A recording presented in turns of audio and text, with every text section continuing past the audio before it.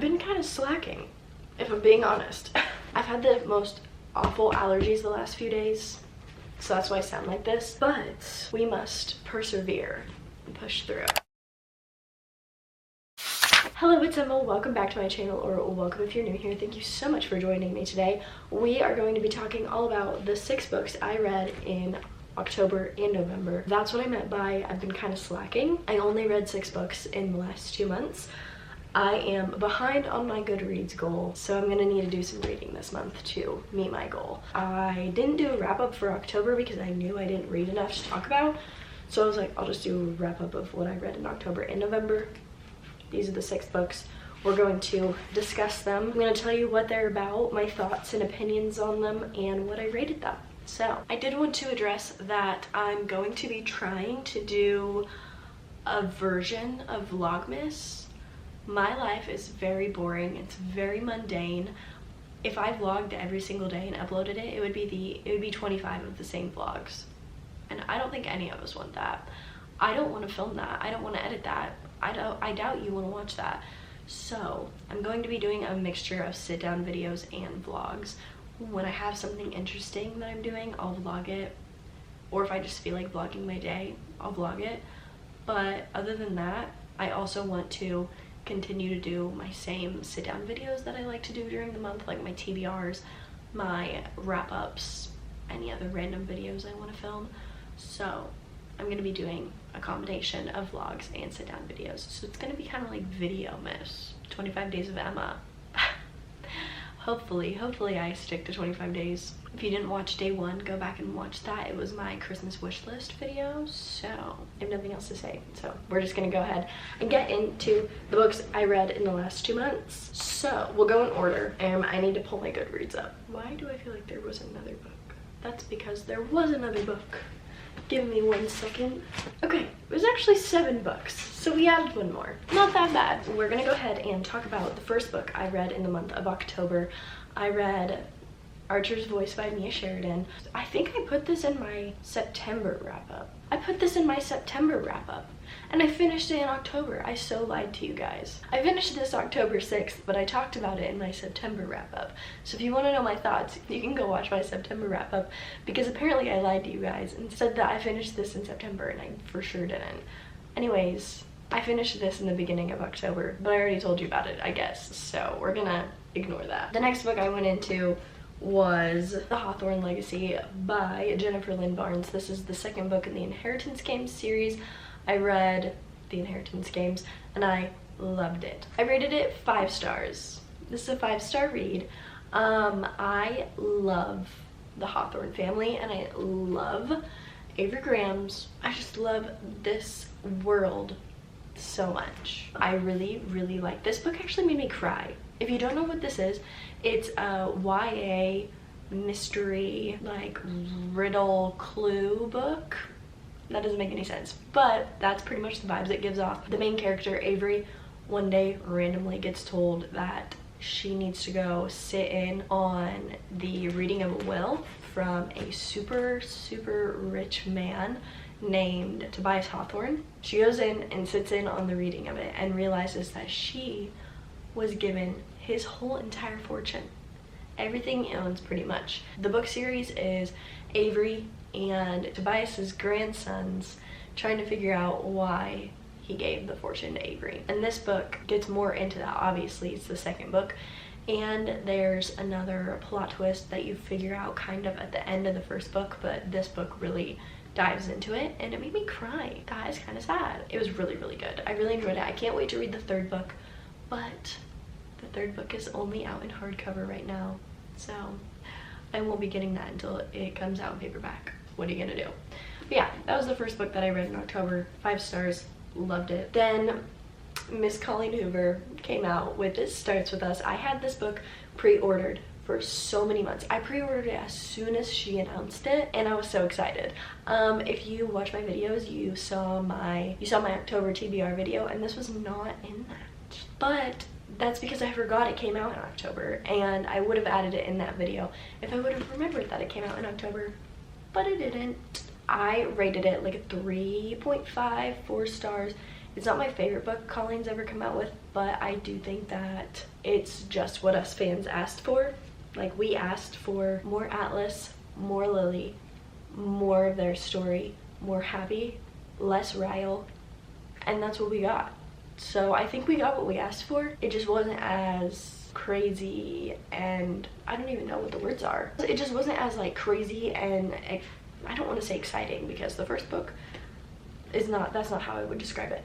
It wasn't as crazy, and I don't know. I just didn't like it as much as I liked the first book. I love It Ends With Us, and yeah, It Starts With Us just was not my favorite, but I do think that if she wouldn't have written this, she would still be getting bombarded by all of her fans to give us a second in the series.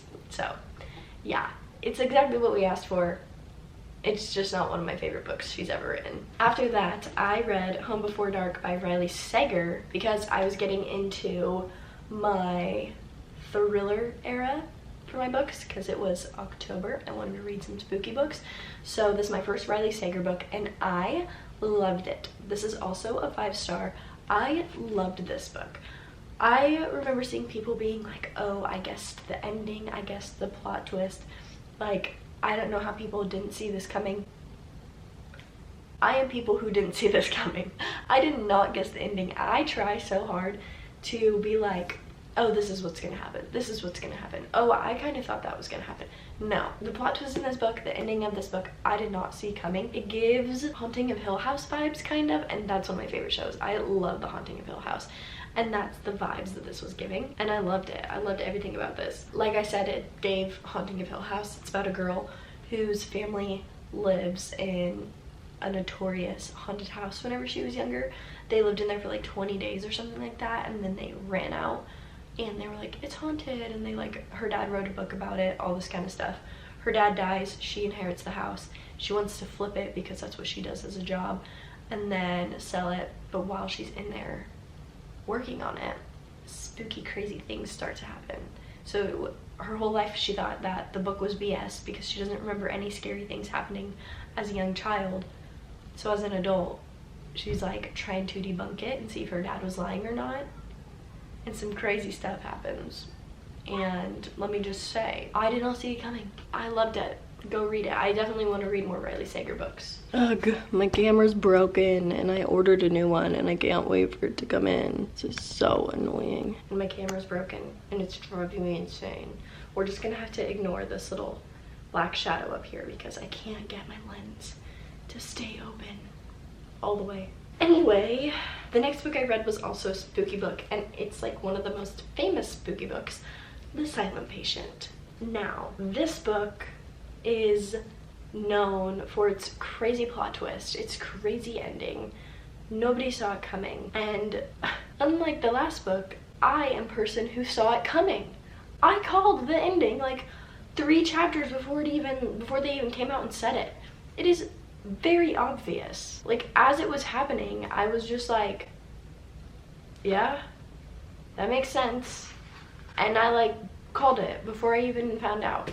So I gave it like 3.75 because it was a good book. I kind of got a little bored, I guess, the ending, and I was just really upset because this is like the most hyped up thriller horror book ever, and I guessed it. On to the next.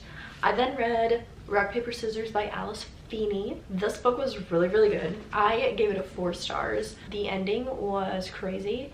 There was just like plot twist after plot twist after plot twist. Like, things just kept happening, and I was just like, what is going on? Like, it's one of those books where you're literally just like, what is happening? What's happening?